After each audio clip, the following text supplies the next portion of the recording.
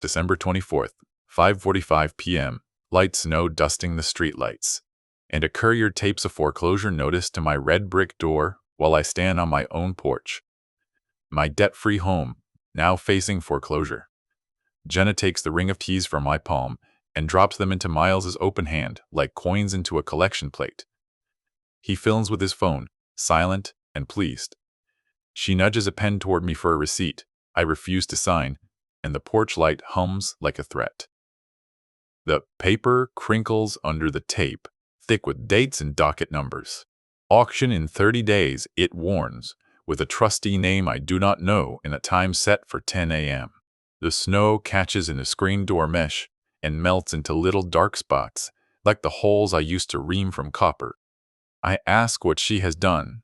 Jenna smiles without teeth and says we are simply moving forward, that stability requires decisive action. A small, well-kept brick house with a vibrant rose garden stares back at me through the glass, lights glowing warm in the front room. Inside the hall sits my wife's old gardening chest, filled with seed packets and records, cedar-lined, the brass latch polished by years of thumbs. When I open it, the dry whisper of paper sighs up like winter grass. I close it again before Jenna notices, as if I've disturbed a bird sleeping in its box. It was just a bridge loan, Jenna says, tucking the notice flat with her knuckles. The business is about to take off. I was going to pay it all back. Miles nods, eyes bright. I tell her I never signed power to borrow against my house. She taps a folder. You did. Kara notarized it. The way she says Kara tastes like a shortcut. The way she says notarized clings like a lid on a trash can. I call the lender on the letterhead Blue Meridian Capital. But the recording says offices are closed until December 26th. The message cites file numbers and promises a callback while the clock in my kitchen ticks. I count back payments I never made and interest I never agreed to. The notice lists accrued fees like barnacles, each latching on. Default interest, trustee fee, posting cost. The snow thickens, and the hum in the porch light turns to a low buzz. Mrs. Green from next door stops on the sidewalk with her terrier and doesn't wave. A locksmith van idles at the curb, fresh magnets slapped on the door. The crewman checks his work order, looks at me, looks past me to Miles. Monday for the rekey, sir, he says to Miles. Possession after posting. I was a plumber 40 years. I know the choreography of trades when a house changes hands. The humiliation lands like a wet rag on my shoulders. We'll be more comfortable in assisted living, Miles offers, like customer service. There's a senior special. The words slide off his tongue slick as pipe dope. Jenna says I can keep the back bedroom for a week if I behave. I look at the reef on the door, the cheap pine prickling my knuckles. My name is on that deed, I say. She smiles again and says paperwork evolves, and I ought to accept modern realities like any reasonable man. In my head, I hear the tap-tap of the kitchen faucet I taught her to fix. Lefty-loosey, righty-tighty, I told her, and we laughed when the wrench bit.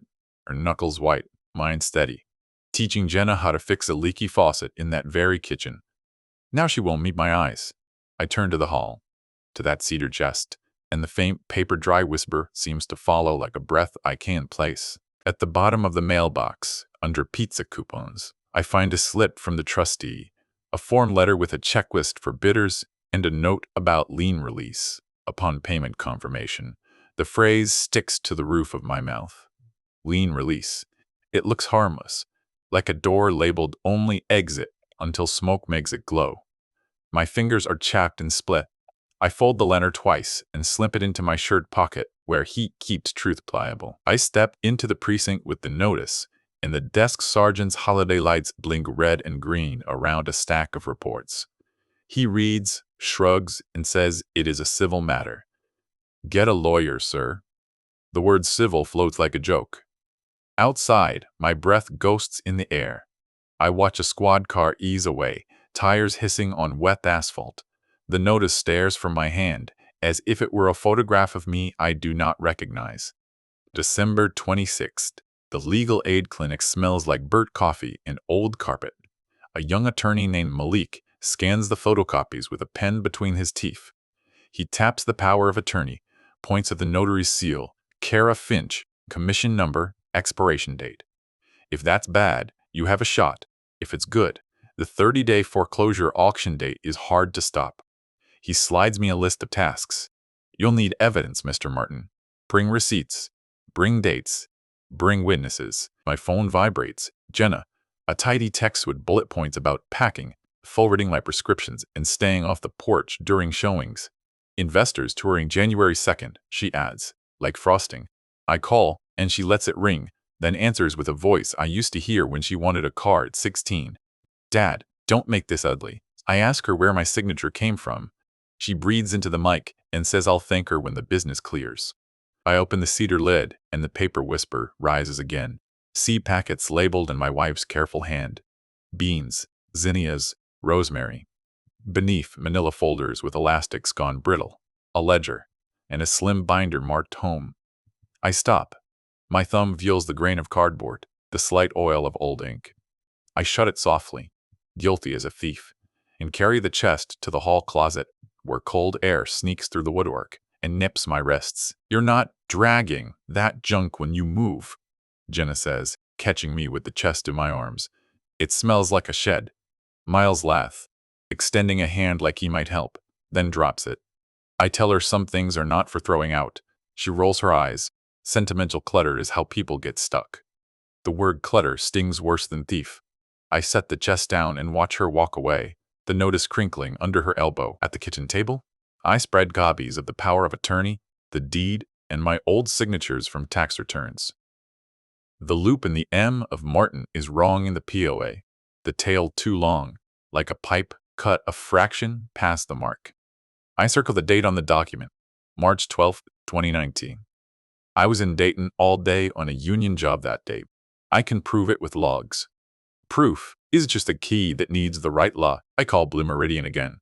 A woman named Tasha answers this time, polite and distant, saying the file balance is $248,000 with default interest at 12.5%. Fees accrue daily. She cannot discuss the borrower's details because of privacy. I ask how my house became collateral without my consent. Recorded instruments control, she says. If you believe fraud occurred, bring a court order. The hum in the porch light turns metallic in my ear. A small angry mosquito I cannot swat. Out on the curb, Miles leans on a car hood, whispering into his phone. The deck is tight, he says. Bridge backed by the house. Runway to Q2. January 2nd showings will pop. I step into the glow of the street lamp, and he straightens, flits the phone down. Boundary, sir, he says, as if I stepped into his office. I look at the snow gathered in his hair like dandruff, and think of the way copper-pied sweat before they burst. At the Secretary of State kiosk, the screen flickers under my finger. The notary database coughs up Kara Finch, commission number. Expiration in September, 3 months behind us. I print the page, and the machine coughs hot paper that smells faintly like toner and dust. Malik's words echo. If that's bad, you have a shot. My hands shake, not from age, but from the feeling you get when a stuck bow finally divs with one clean turn. Inside, the living room is staged already. A fake throw blanket, a coffee table book, no family photos. Jenna's laptop glows on the couch arm, lid almost shut. I nudge it open, and the desktop blooms with a file called pitch_Jenna Lux_Q1.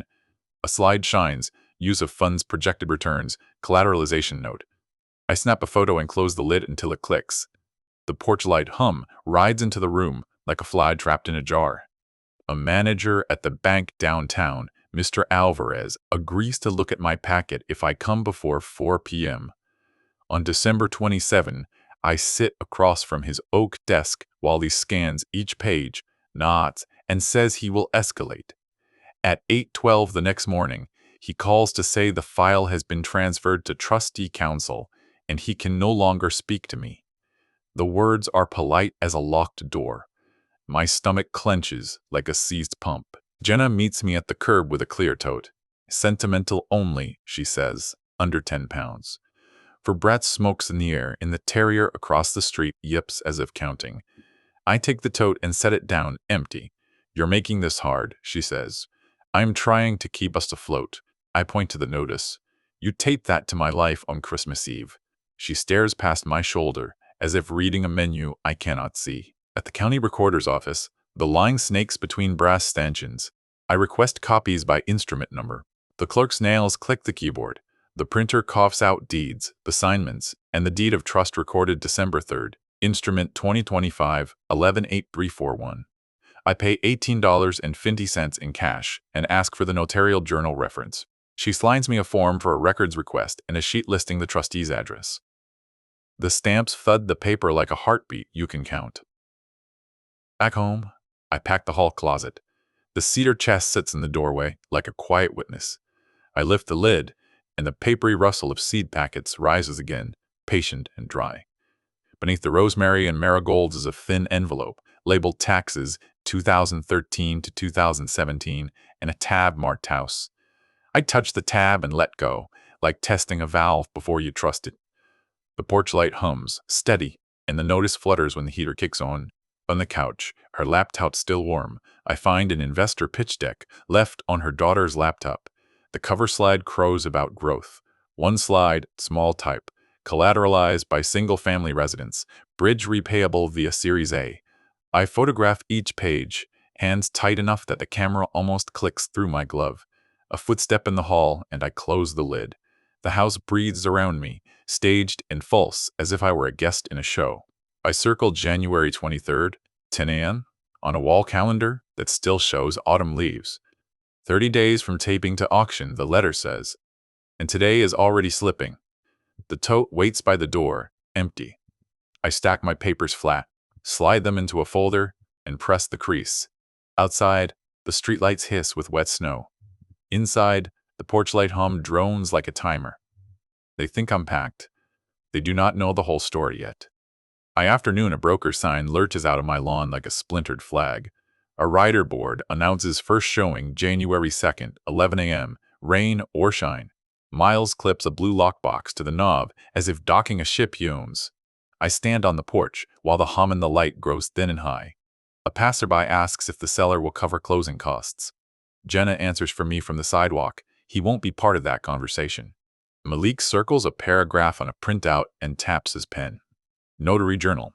Without it, we're arguing smoke. With it, we have a hose. He explains we need a subpoena or a voluntary production. Holidays slow both. 30 days is a fuse, Mr. Martin. We trim it by filing a complaint with the Secretary of State now. He slides me a template. Dates, exhibits, and a concise allegation. Expired commission at time of notarization. He underlines concise twice, then looks at my hands. I bring him union logs from March 12, 2019, Dayton job, 7 a.m. to 5:30 p.m., form and initials and badge swipes. Malik nods but frowns. Body date is one thing. The acknowledgement controls execution. If Kara stamped after her commission died, that's the artery.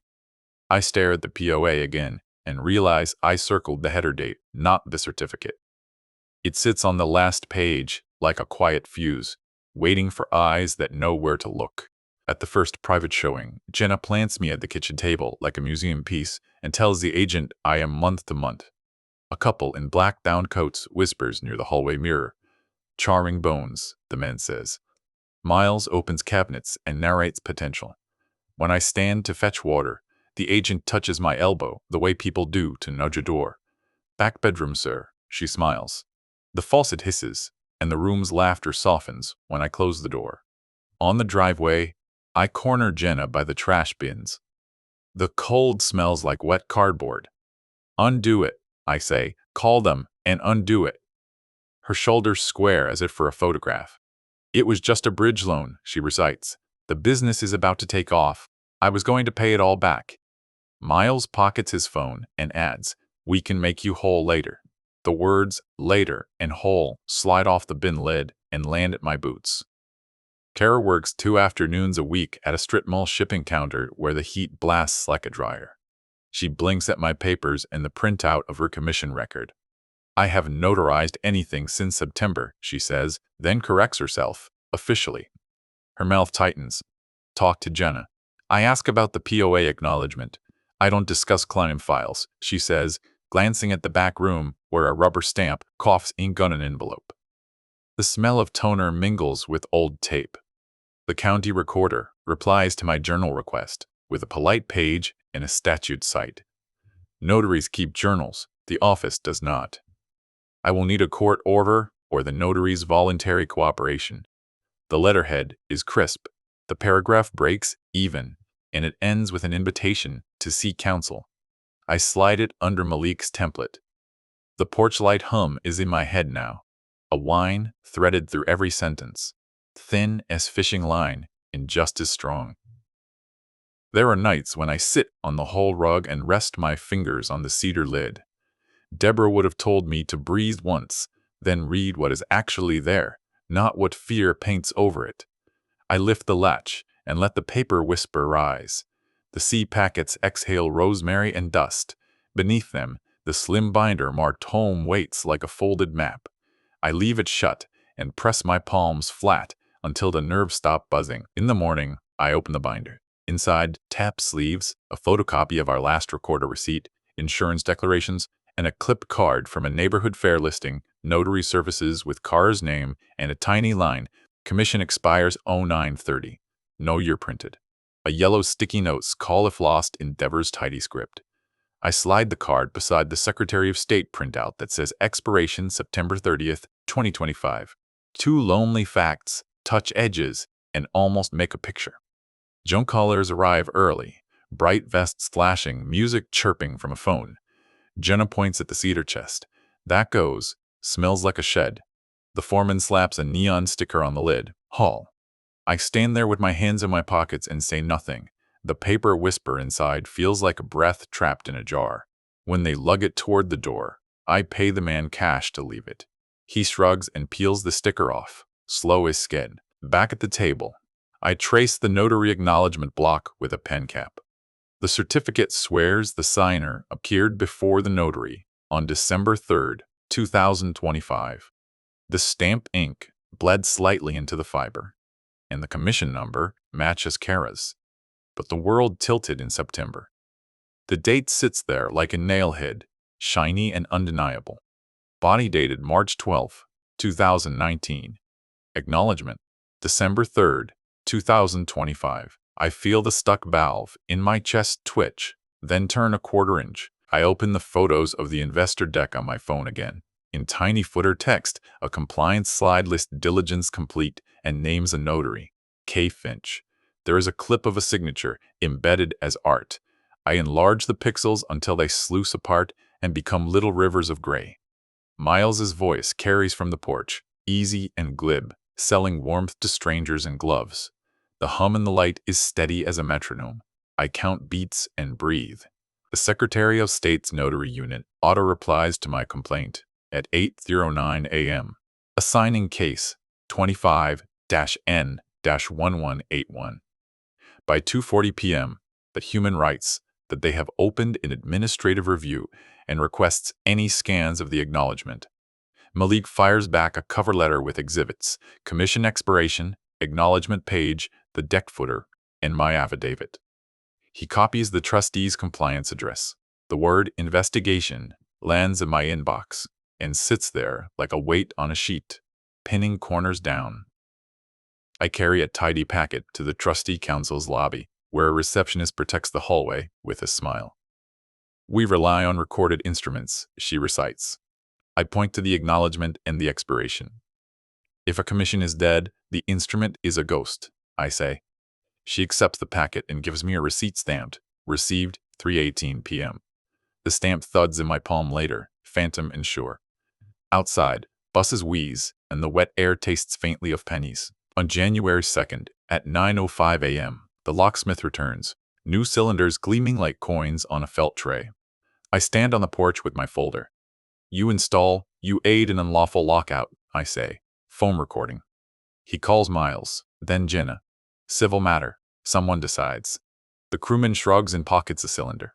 The first buyer's SUV idles at the curb, exhaust smoking like a kettle. I step aside and watch them file in, warm coats brushing my shoulders like curtains. Malik phones at 10:12. Secretary of State asked Kara for her journal and an explanation. He exhales. If she admits post-expiration notarization, we move fast.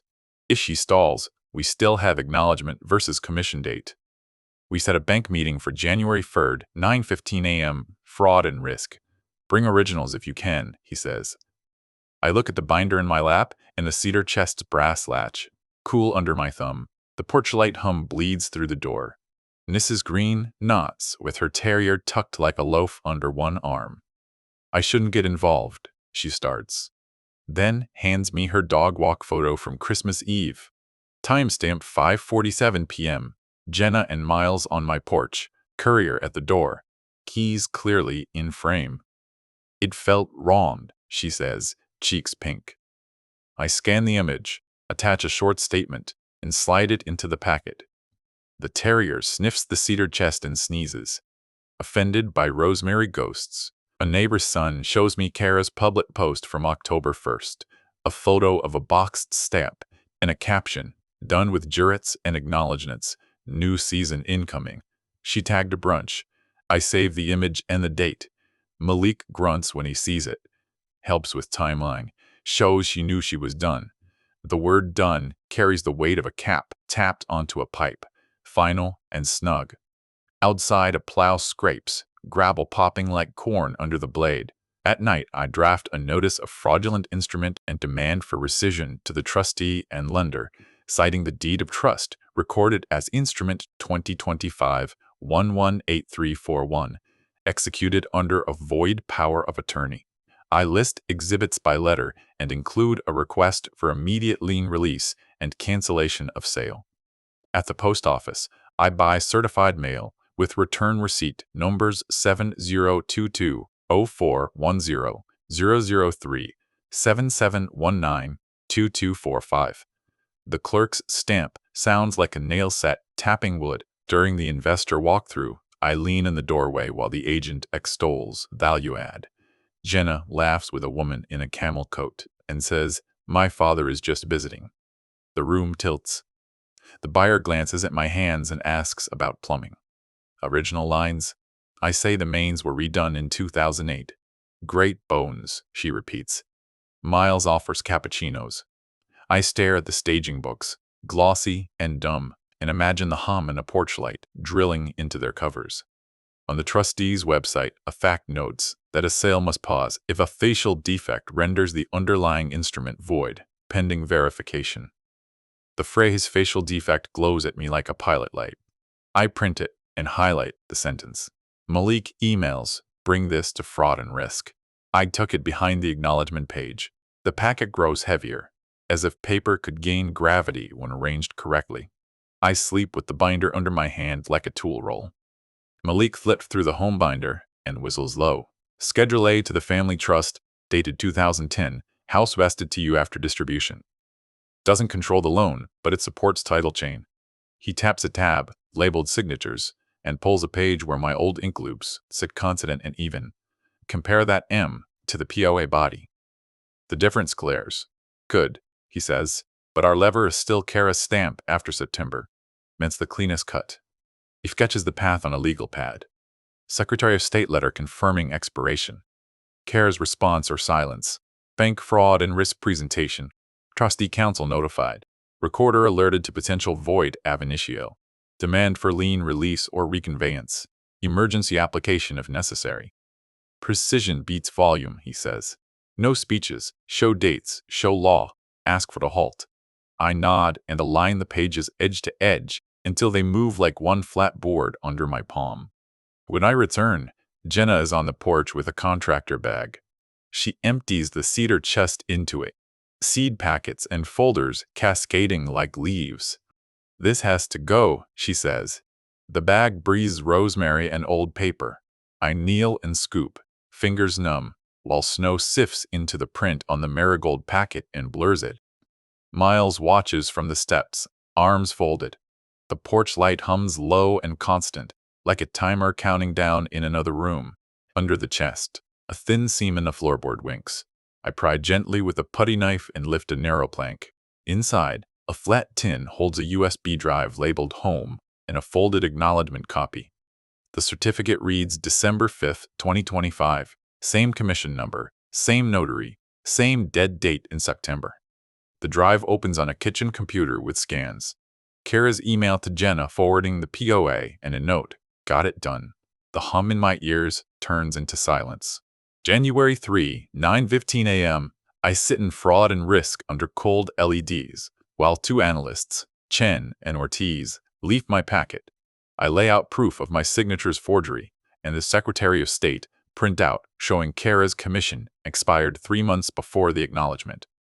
Chen taps the stamp date. Ortiz asks for chain of custody on the scans. USB from a floorboard under the cedar chest, I say. Their coffee smells burnt. The room is quiet, except for a printer breathing in the corner. So your daughter's friend, notarized after expiration, Chen says. That can void acknowledgement. Ortiz adds, if counsel agrees, we halt. She underlines void in blue. I hand over Mrs. Green's photo and the investor debt footer naming K. Finch. Jen nods once. We will escalate. My phone buzzes. Jenna. Pack faster, her text reads. Charity truck at 2. That shed box goes. I stare at the words shed box and feel the porch light hum crawl back into my ear. At noon, the Secretary of State emails a formal notice to Kara, copied to me and the bank. Request for journal. Explanation for acknowledgement dated December 3, 2025. After commission expiration on September 30, 2025. Case 25N1181 in the subject. Malik replies with a memorandum. A void acknowledgement cannot perfect a deed of trust. He cites a statute and 3 cases. The email pings like a small nail gun, steady and final. I print it and slide it behind the acknowledgement page. Trustee counsel leaves me a voicemail at 3:42 p.m. They have received materials and will review. No pause in sale without direction from lender. I call Blue Meridian. Tasha repeats policy like a recording. Recorded instruments control until we get contrary instruction. I say the instrument is a ghost without a living stamp. She exhales and says compliance will call me. The porch light hum follows me to the window, a thin wire of sound that keeps me standing still. Malik and I meet again. He draws a line from the Secretary of State to bank compliance to trustee. We do not yell, he says. We demonstrate. He adds a 1-page demand addressed to the trustee. Cancel sale pending verification of facial defect. And issue a lien release upon confirmation. He staples the FAQ I printed with the sentence about pausing sales for void instruments. Carry it all, he says. Calm is heavier than noise. I feel the weight in my briefcase handle. January 12. Kara emails the notary unit and me. I assisted a friend, she writes. I believed my stamp would be renewed. I acknowledge my commission had expired. She attaches a journal page with my name written in a hand that is not mine. Malik forwards it to Chen and Ortiz with 3 words, admission of defect. I read the line again and again. The paper whisper in the empty cedar chest, scenes to rise from the hall, dry and certain. Blue Meridian Compliance schedules a call for January 16, 10:30 a.m. I sit at the kitchen table with the binder open.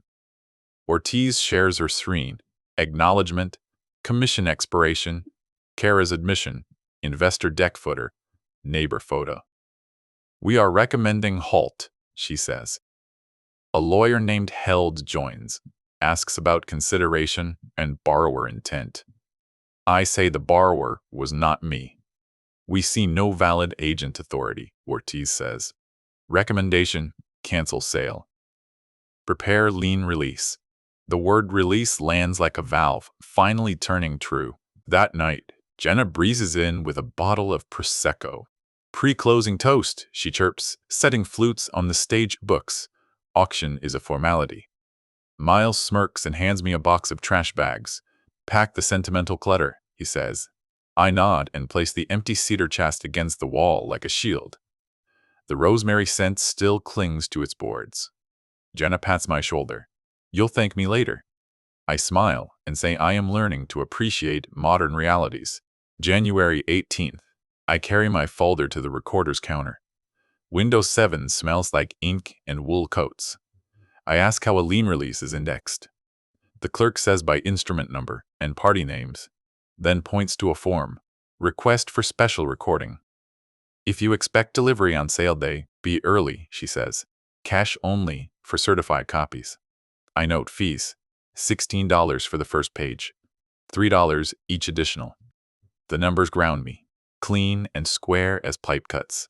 On January 21st, Trustee Council emails a single line, pending vendor instruction. The next morning, the agent strings velvet rope for the last showing. A couple in suede boots studies my porch like a stage. Miles jokes about turning the hum of the light into ambiance. Homie, he says. Jenna signs an addendum with a glitter pen, laughing. I stand under the bulb and feel its faint vibration in my bones. The house breathes warm air that smells like lemon cleaner in winter. January 23rd, 9:31 a.m. Courthouse steps, air at 34 degrees, breath hanging like chalk, but dozen bidders shuffle in boots. Jenna and Miles huddle with the agent whispering. I hold my folder and the cedar chest key in my pocket, cool against my palm. The auctioneer checks his watch. The notice on the board lists my address with a line for 10 a.m. The hum is not in my ear now. It hangs in the air like a wire strung between poles. At 9:42, my phone rings. Chin, bank has accepted compliance recommendation, she says. Fraud finding. Acknowledgement invalid. We are issuing instruction to trustee now. Cancel sale. Prepare lien release. The words stack like bricks across an opening. I thank her and hang up. A minute later, Malik texts, check your email. The Secretary of State forwards Kara signed admission and notes administrative action pending. Evidence piles neat as copper links on a truck rack. Gleaming, ready for threads. At 9:51, Trustee Council calls. Sale is paused, pending instruction, the voice says. Hold the crowd. At 9:55, Tasha from Blue Meridian calls. Mr. Martin, we are transmitting a notice of cancellation of trustee's sale and a lien release to recording. Originals are with a courier en route to your property for posting. She pauses. We regret the distress caused. The pause is a small bow. I watched Jenna's face tilt toward Miles as the auctioneer scratches his throat. At 10 o'clock, the auctioneer reads the cancellation notice instead of bids. The bidders shift and start for coffee. Jenna stares at her phone like it might argue. Miles whispers a curse. I fold my folder shut. The winter sun angles across the courthouse steps like a carpenter's square. I walk past the velvet rope, the agent's smile falling off in sections. The hum is back in my ear, low and pleased, like a motor easing down after the cut is smooth. By 10:22, a courier in a red parka stands on my porch. He peels the foreclosure notice away and tapes up 2 fresh pages. Notice of cancellation of trustee's sale and lien release, each with barcodes and the lender's logo. The tape squeaks across brick. Mrs. Green stops with her terrier and squints. Good news? She asks. Paperwork evolves, I say, and she laughs into her scarf. The rosemary scent from the cedar chest slips into the hall like a quiet guest. Jenna arrives swinging her keys like a metronome. What is this stunt? She demands. I point at the posting. Sale canceled. Lien released. She snaps. You can't just cancel debt. I say, you can't build debt on a dead stamp. Miles tries to open the lockbox and fails to remember his code. The agent clears her throat. Niebuhr's slow on the sidewalk. I extend my hand, palm up. After a long beat, Miles sets the house keys in it. Metal cold and final. We walk inside. I set the cedar chest in its spot by the hall. The brass latch warm under my thumb. The paper whisper rises when I open it, even empty, as if the boards themselves remember. I slide the USB into the binder sleeve marked house. Mrs. Green stands in the doorway and says she will email a statement if needed. I nod. The stage throw looks embarrassed on my chair. The room smells like lemon and a little like victory. Malik arrive with a single sheet for me to sign, an affidavit regarding discovery of the acknowledgement and the floorboard tin. This helps the administrative case, he says. Jenna hovers, arms crossed. We were going to pay it all back, she mutters. I say nothing. The porch light hums softly overhead. Malik hands me a copy of the recorded numbers. Lien release queued for indexing. Instrument 2025-120013. Get certified copies this afternoon, he says. Window 7. Cash only. I nod once. At the recorder's counter, The clerk slides me 2 certified copies with red stamps that bite linen paper. I carry them home in a manila envelope, heavy as tools. On the porch, I smooth one page flat against brick over the scars where the note is used to hang. The tape sings. Neighbors glance up and then away, pretending privacy. The agent removes the lockbox without meeting my eyes. The hum from the light rides the quiet like a low, satisfied chord. I step inside, set the keys on my palm, and feel their weight settle. On the hall rug, the cedar chest sits solid. Not clutter, not junk, just the hinge the whole door swung on. I press the latch, close the lid, and walk to the door. Snow ticks against the glass like small nails. The house breathes warm. I lift my hand to the deadbolt, turn it until it clicks, and let the porch light hum fade behind wood and steel.